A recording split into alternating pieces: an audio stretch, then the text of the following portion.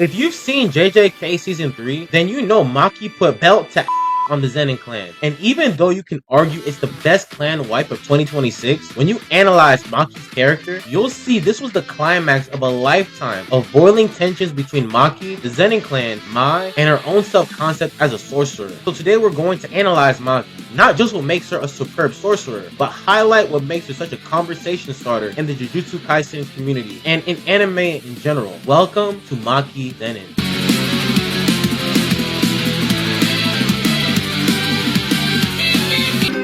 Why would you return? So I can become the head of the Zenin Clan!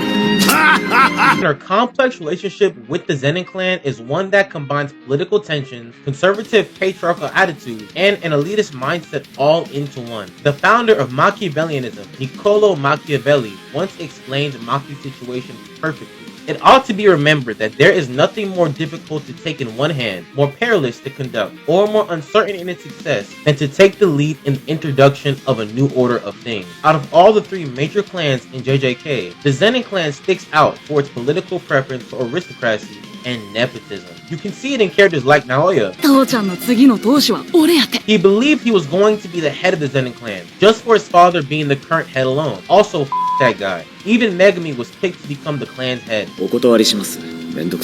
Mainly because of his relationship with Gojo, the future head of the Kamo clan Noritoshi, and the hereditary Ten Shadows technique, not his personal merit. The reasons for rising or having power in the Zenin Clan are completely political. So when we look at Maki, we understand why she has such a hard time. Maki is unable to see or possess any cursed technique ability, so she wears glasses just to see curses, and uses cursed tools to fight curses. However, due to the laws of the Jujutsu world, for someone to have very little cursed energy, by contrast, the sorcerer must gain something else, which is why Maki, in spite of her inadequacy, is able to do this. Her physical strength and high battle IQ give her the ability to become a first-grade sorcerer. In the eyes of Jujutsu society, she is a superb sorcerer. However, as a Zenin Clan member, she is a woman without cursed energy. She is then despicable. After leaving the Zenin Clan, her life was made harder by the Zenin Clan, just to fit their philosophy of what is the proper Jujutsu sorcerer. That's why, in spite of her strength, she's still a 4th grader. With the Zenin Clan's fixed patriarchal attitude, the fact that Maki is a woman adds insult to injury. Humanity is male, and a man defines woman not in herself, but as relative to him. This was a quote by Simone de Beauvoir that explains the misogynistic attitude of the Zenin Clan. Specifically, Naoya in relation to Maki. Naoya is arguably the personification of being a I mean, the misogynistic attitudes of the Zenin Clan. Women are meant to be servant to a man, and a woman's value is meant to be judged by the men in front of her. From Naoya's point of view, he looks at Maki as a disgrace, not as a sorcerer, but as a woman. Naoya highlights that she could have been great. However, due to her burn scars, this affected her beauty and subsequently her value in the Zenin Clan. Even Maki's father, Ogi Zenin,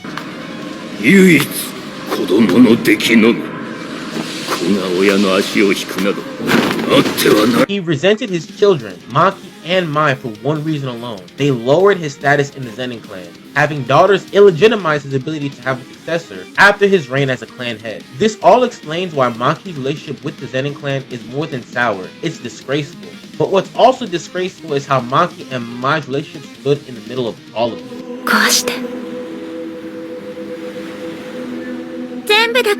Maki and Mai have one of the more complex sibling relationships in anime. I say this all in light of the politics of the Zenin Clan that I mentioned before, their contrasting ideology, and the fact that they are twins in the Jujutsu world. When discussing the contrast of Maki and Mai, it's a different one.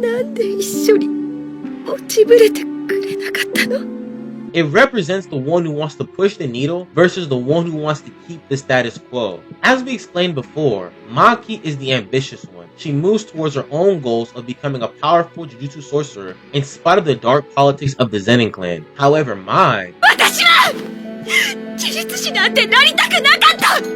She has no interest in ever becoming a Jujutsu sorcerer, but she felt forced to become one for the fact that Maki's ambition was to be one. The resentment Mai has towards Maki isn't one that's vengeful, but more of annoyance, because Maki represents the rebellious spirit that wants to challenge the system of the Zenin Clan, but Mai wanted to rely on it. And since Maki and Mai are sisters, there is an invisible burden of performance Mai has to keep up with Maki and vice versa. That's why when they fought, it wasn't a normal siblings quarrel, but a challenge between complacency and ambition. A great thematic contrasting device Gege uses is Naoya's perspective on Maki and Mai. One of the hugest points of characterization for Naoya is his fixation on Maki and Mai. Even though they are identical twins, Naoya views Maki and Mai very differently. Mai is the beautiful, young, supple woman who is best fitting to the Zenin Clan, while Maki used to have the same, but then the burn marks ruined her, and Maki's rebellious nature threatens the status quo of the Zenin Clan.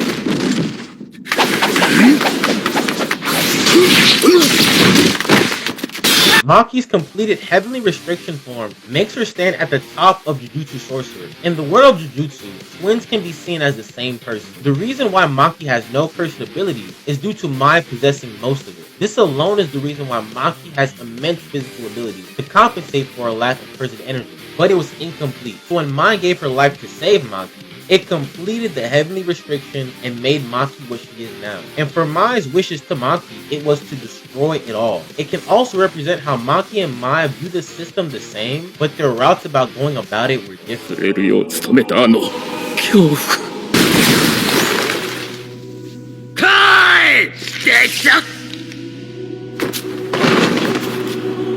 And Toji Fushiguro's parallel is unmatched. What's more important is how this parallel was set up. First, we get an insight into Toji during season 2 of JJK. This was the first time we see a sorcerer with no cursed energy and the scrutiny he faced because of it. And also, he is the first sorcerer we see with a heavenly restriction that gave him physical prowess. Even when he was revived during the Shibuya incident, the look on Naobito's face tells us what havoc wreaked. Even the hatred of the Zenin Clan. Outside of Maki, Toji is one of the only Zenin members to only rebuke the Zenin Clan. So enter Maki, when her heavenly restriction becomes complete through Mai's sacrifice. In the eyes of the Zenin Clan, this was more of a second coming of Toji's ambitions than her own habit. Even Naoya hates Maki as he feels that she thinks she's Toji. This lets us know that Maki and Toji both hated the clan and its unwritten social rules. Also, Toji taking on his wife's name to lead the Zenin Clan can reflect the breaking of the patriarchal attitude, as the wife taking on the husband's name is more symbolic of traditional patriarchy.